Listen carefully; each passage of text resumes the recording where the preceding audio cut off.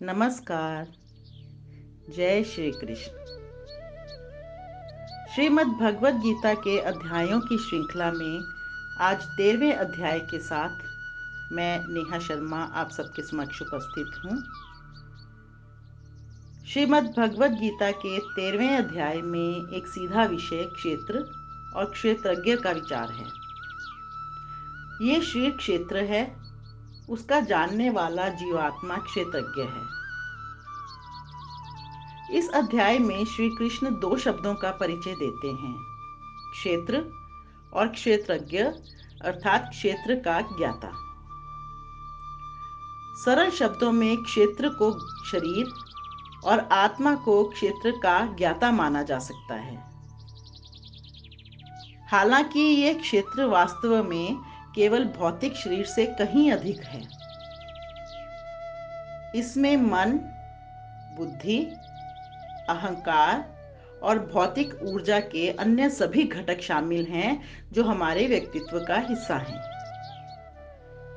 व्यापक शब्दों में आत्मा को छोड़कर जो क्षेत्र का ज्ञाता है, हमारे संपूर्ण व्यक्तित्व के सभी भौतिक पहलुओं को शरीर का क्षेत्र माना जाता है। जब कोई किसान अपने खेत में धान बोता है तो वह उस खेत से केवल धान ही काट सकता है, गेहूं या मक्का नहीं। इसी प्रकार हम अपने खेत यानी अपने शरीर में जो अच्छे या बुरे विचार और कर्म बोते हैं, उनके परिणाम स्वरूप हम भाग्य की फसल काटते हैं। इसलिए हमारे शरीर के क्षेत्र में उचित विचारों और कार्यों को विकसित करना आवश्यक है। इसके लिए हमें क्षेत्र और क्षेत्रज्ञ अर्थात क्षेत्र के ज्ञाता के बीच अंतर करने में सक्षम होना चाहिए। श्री कृष्ण मानव अस्तित्व के इन दो पहलुओं का विस्तृत विश्लेषण करते हैं। वह मानव शरीर के क्षेत्र और क्षेत्र को घेरने वाले भौतिक तत्वों की गणना करके शुरुआत करते हैं।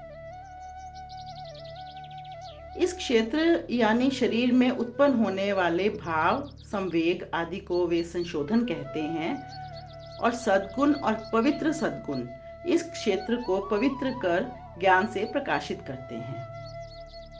यह ज्ञान हमें अपनी आत्मा जो कि क्षेत्रज्ञ है के अस्तित्व को महसूस करने और समझने में मदद करता है। फिर श्री कृष्ण सभी जीवित प्राणियों के क्षेत्र के परम ज्ञाता भगवान का वर्णन करना शुरू करते हैं।